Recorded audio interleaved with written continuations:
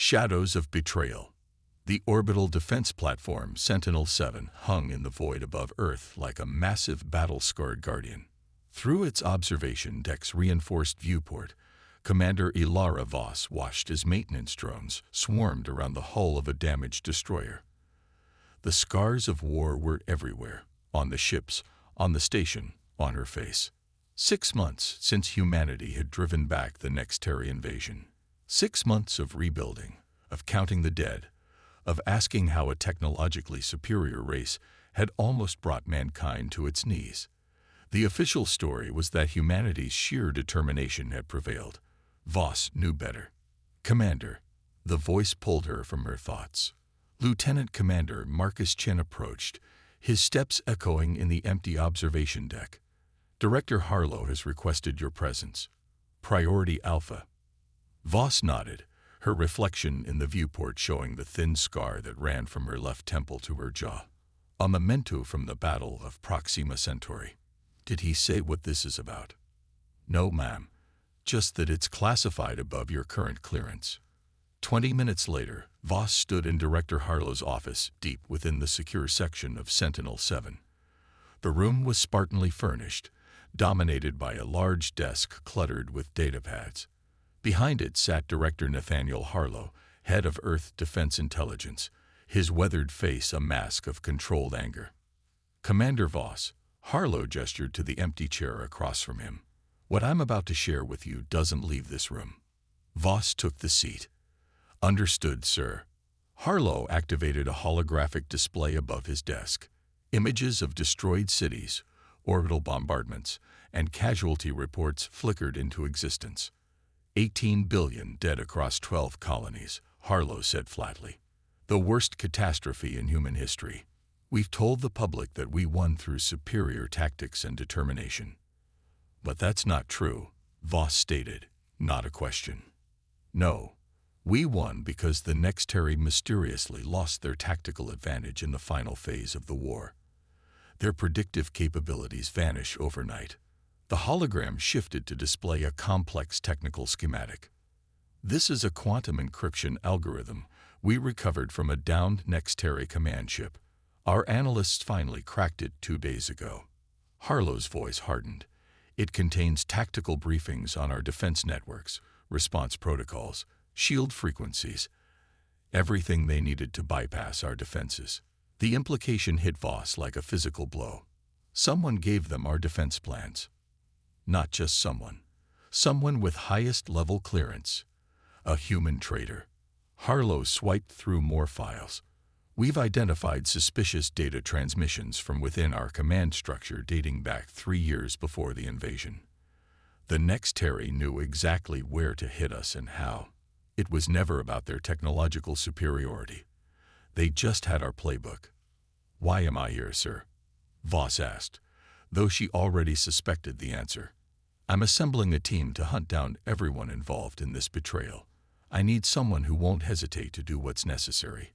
Someone with combat experience, tactical knowledge, and most importantly," Harlow fixed her with an unflinching stare, "someone with absolutely no ties to high command.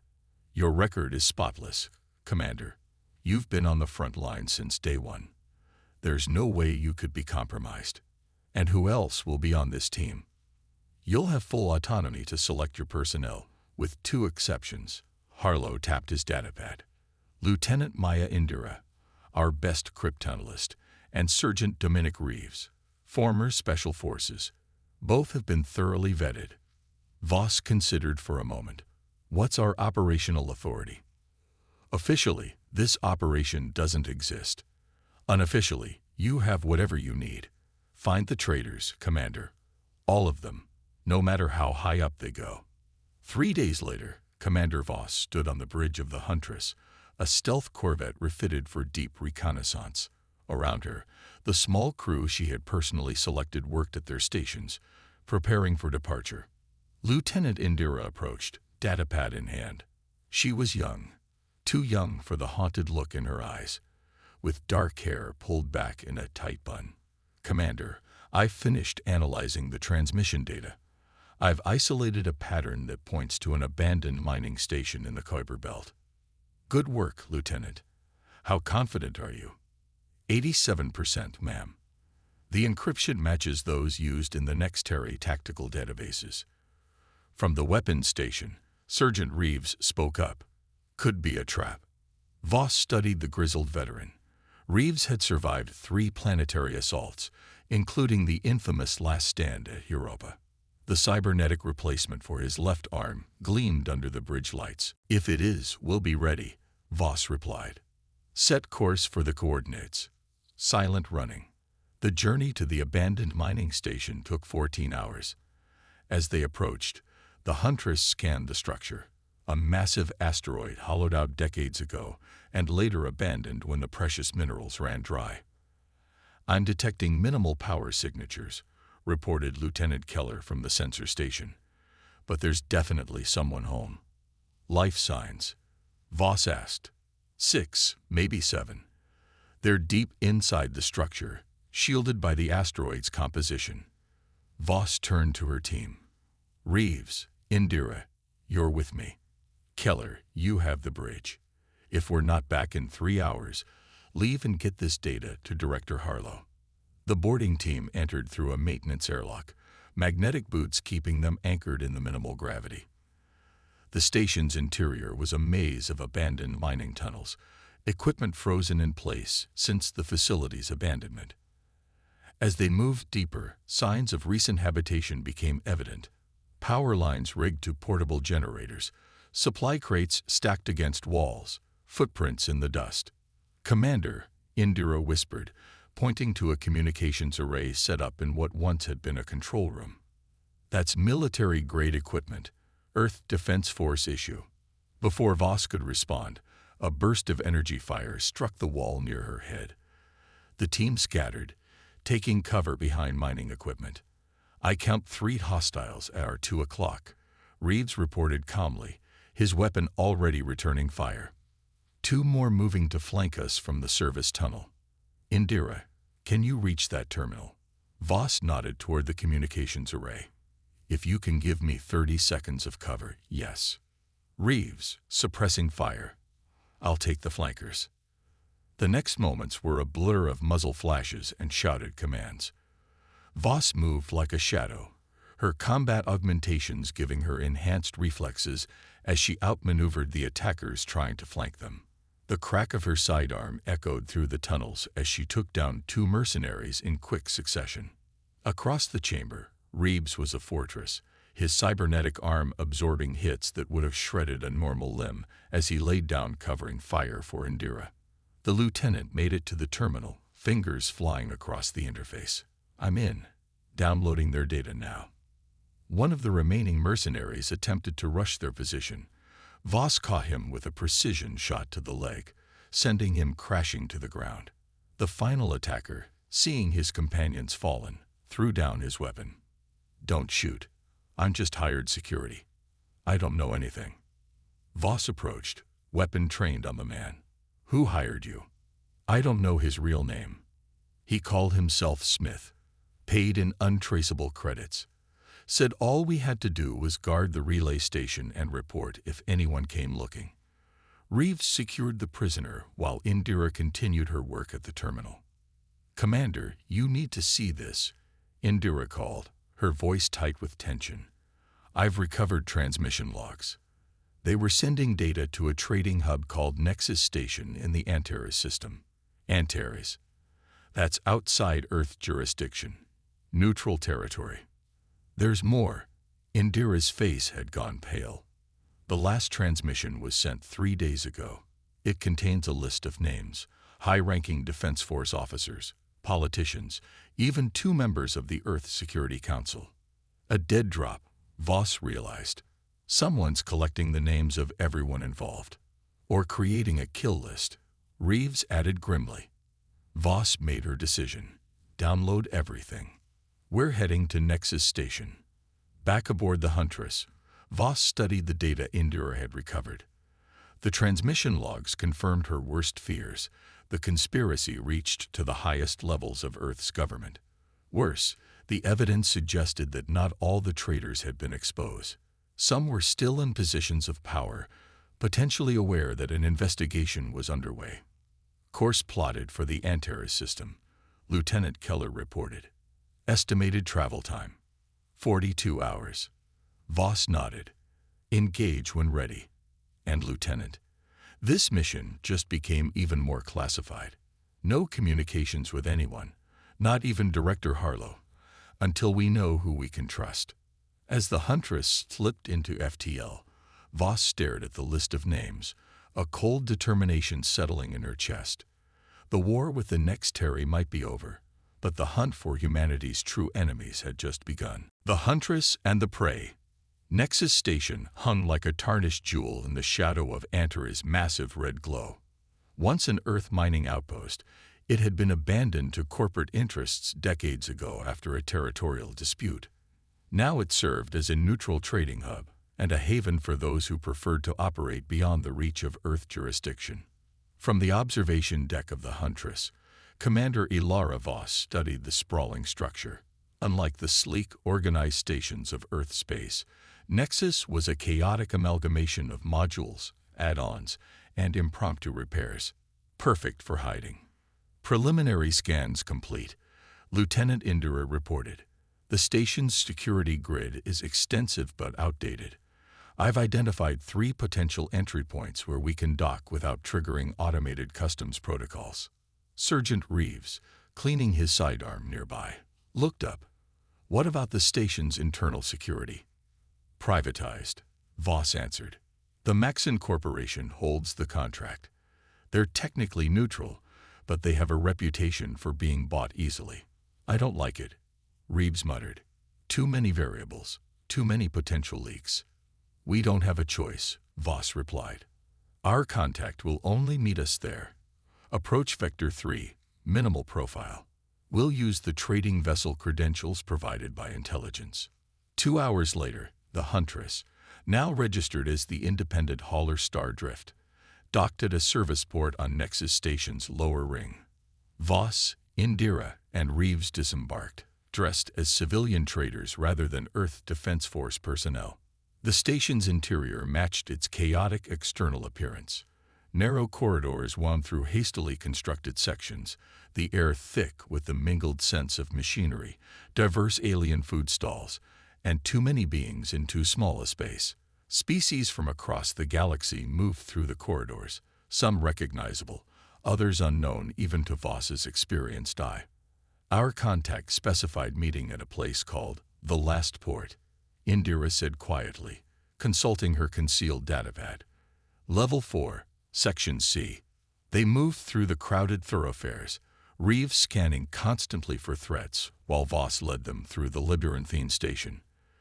The last port turned out to be a dimly lit establishment catering to ship crews looking for strong drinks and discretion.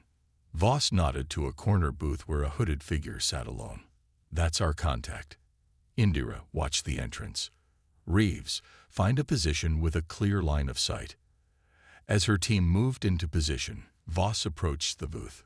The figure didn't look up as she slid into the seat opposite them. The horizon breaks at midnight, Voss said, the arranged recognition phrase. The figure pushed back their hood slightly, revealing the scaled features of a Talixian, their multifaceted eyes reflecting the bar's meager light. But stars never truly sleep, came the countersign. You're Mavic? Voss asked. For this transaction, yes. The Talixian's voice was a low hiss, translator implant giving it a metallic undertone. You seek information about the human collaborators. I need names, locations, and evidence. Mavic slid a small data crystal across the table. Everything I have is there. Payment is agreed. Voss transferred the credits from an anonymous account. Why are you helping us? The Talixian conclave maintained neutrality during the war. The next Terry would have come for us next, Mavic replied simply. And betrayal is distasteful, even against potential rivals. The Talixian's head suddenly jerked up, multifaceted eyes focusing on something behind Voss. We are compromised. 3 humans at the entrance, military stance, scanning patrons. Voss resisted the urge to turn. Description: 2 males, 1 female. Combat augmentations visible. They carry the mark of the Blood Suns mercenary group. That was bad. The Blood Suns were elite killers, often hired for high-profile assassinations.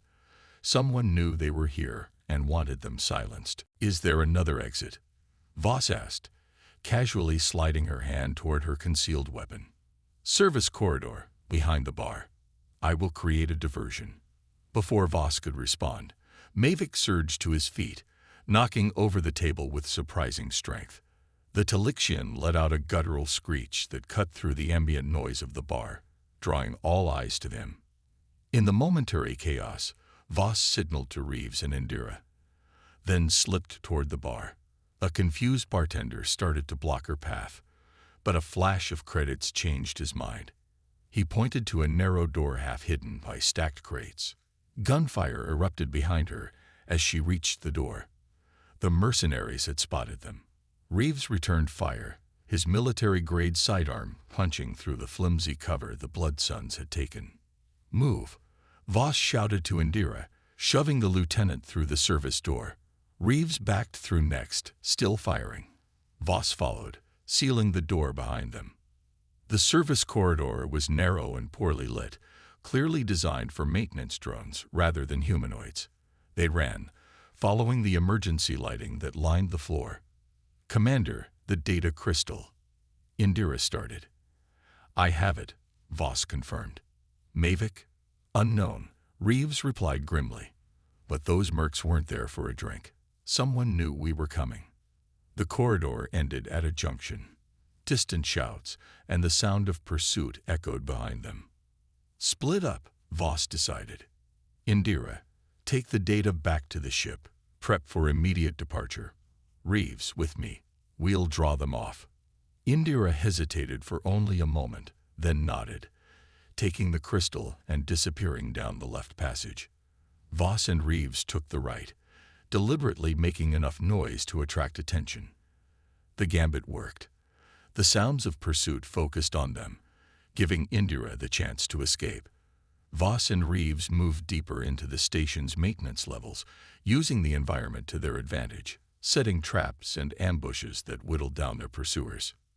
"Two left," Reeves reported after they'd eliminated 3 of the mercenaries in a particularly brutal close-quarters engagement. The sergeant was bleeding from a slice across his forehead, but his eyes remained sharp. They had reached a large cargo bay, used for storing station supplies. Massive containers created a maze of potential cover and ambush points. "We need to end this," Voss said. "We can't risk them calling for reinforcements." Reeves nodded, understanding without further explanation. They split up, moving silently through the shadows between containers. Voss heard the mercenaries enter the bay, their footsteps cautious now, aware of how dangerous their prey had proven to be. She circled around, positioning herself behind them as they searched. One mercenary, the woman, was speaking quietly into a communications device. "Lost Mercer and the others. Targets are proving difficult. Request additional." Voss struck.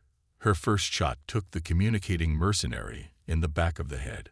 Before the body hit the ground, she was already moving, anticipating the remaining mercenary's response. He fired wildly in her direction, but she was already elsewhere, using the containers for cover. From across the bay, Reeves opened fire, forcing the mercenary to divide his attention. It was his last mistake. Caught between them, he never saw Voss's final approach until her combat knife found its mark. As the echo of combat faded, Voss quickly searched the bodies. The female mercenary carried a datapad with their mission parameters: eliminate the Earth Defense Force team and recover any data they had collected. The authorization code at the bottom of the orders made Voss's blood run cold. "Reeves," she said quietly, "we have a serious problem." Back aboard the Huntress, Lieutenant Indira had already begun analyzing the data crystal. When Voss and Reeves returned, she looked up, her expression grave. "Commander, the crystal contains evidence against dozens of collaborators, but there's one name that stands out." She swiveled her screen. "Admiral Julian Donovan, head of Earth Defense Strategic Command."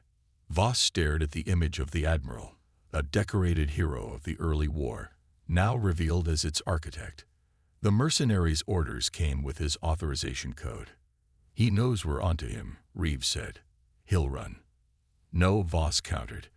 "He'll try to eliminate all evidence first, including anyone who knows about his betrayal."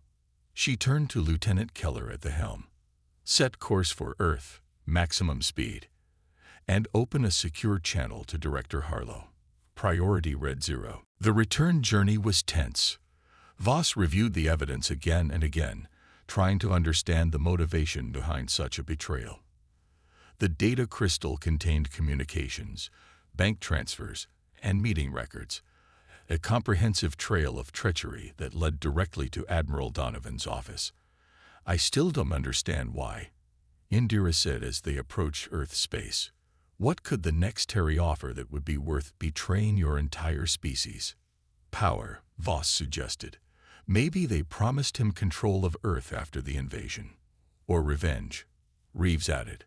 "Donovan lost his family in the Proxima Centauri colony collapse. The official investigation found negligence by Earth government officials. Their speculation was cut short as they entered Earth space. Immediately, warning signals flashed across the control panels. "Commander, we got 6 Defense Force vessels on an intercept course," Keller reported urgently. "They're designating us as hostile." "Evasive maneuvers," Voss ordered. "Open a channel." Before they could establish communications, the lead ship fired a warning shot across their bow. "They're jamming all frequencies," Indira reported. "We can't get through."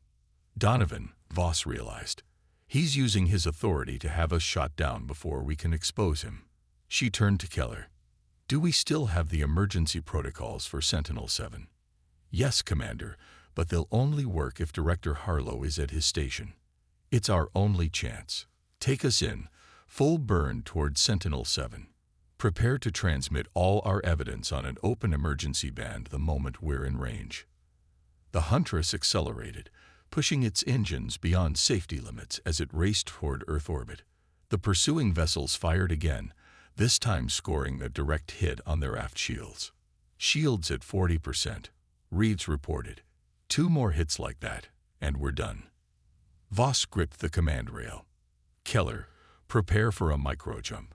"In-system jumps are prohibited in Earth space," the lieutenant protested. "The calculations alone." "Just do it," Voss ordered.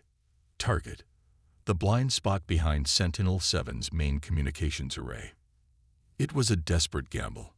Micro-jumps within a planetary system were notoriously dangerous, capable of tearing a ship apart, or worse, materializing it inside another object. But they had run out of options. The Huntress shuddered as another hit struck their shields. Warning alarms blared across the bridge. "Jump calculations complete," Keller announced, his voice steady despite the chaos. "Ready on your mark. Execute." For a moment, reality itself seemed to fold around them. The viewport showed impossible geometries as space-time distorted. Then, with a violent snap that threw everyone against their restraints, the Huntress emerged behind Sentinel-7. "Transmitting now," Indira confirmed, fingers flying across her console, sending everything on all emergency frequencies. Minutes that felt like hours passed as they waited, the pursuing ships closing in on their position. Then suddenly, the incoming vessels halted their approach. "Commander," Indira called. "Incoming transmission from Sentinel-7. Director Harlow." The director's face appeared on screen, his expression grim. "Commander Voss, we've received your data. Stand down and prepare to dock. Admiral Donovan has been detained." 6 hours later, Voss stood in a secure briefing room aboard Sentinel-7, watching as armed guards escorted Admiral Donovan past the transparent wall. The once proud man now looked diminished, his face ashen as the weight of his crimes, and their consequences, settled on him. Director Harlow entered, dismissing the other officers present with a gesture. When they were alone, he turned to Voss. 17 high-ranking officers, 32 government officials, and 5 members of the Security Council, he said quietly. The conspiracy ran deeper than we ever imagined. Why did they do it? Voss asked. What did the next Terry offer them? Harlow activated a holographic display. According to Donovan's initial interrogation, it wasn't what the next Terry offered, it was what they threatened. The display showed images of a massive object moving through deep space, far larger than any ship. This is what our long-range probes detected 5 years ago, approaching from the galactic rim. The next Terry claimed it was the vanguard of something they called the Harvesters, a force that consumes entire star systems, and Donovan believed them. The next Terry provided convincing evidence. They positioned themselves as the lesser evil, claiming that by controlling human territories, they could create a unified defense against this greater threat. Voss stared at the image. Was it true? Are these harvesters real? We don't know, Harlow admitted. The next Terry could have fabricated the evidence, or perhaps they were telling a partial truth, manipulating events to their advantage. So what happens now? Now, Harlow said, deactivating the display, we rebuild our command structure, root out any remaining traitors, and prepare, either for the possibility that the harvesters are real, or for the inevitability that the next Terry will return. Voss nodded, her gaze drifting to where Donovan had been. And my team. I'm forming a new division, Special Operations and Intelligence. Its mandate will be to operate beyond our borders, gathering information and eliminating threats before they reach us. Harlow turned to her. I want you to lead it, Commander. Or should I say, Director Voss. Outside the viewport, Earth rotated slowly against the backdrop of stars. Somewhere out there, the war was just beginning. A shadow war of secrets and betrayals that would determine humanity's future among the stars. I accept, Voss said simply. The hunt would continue.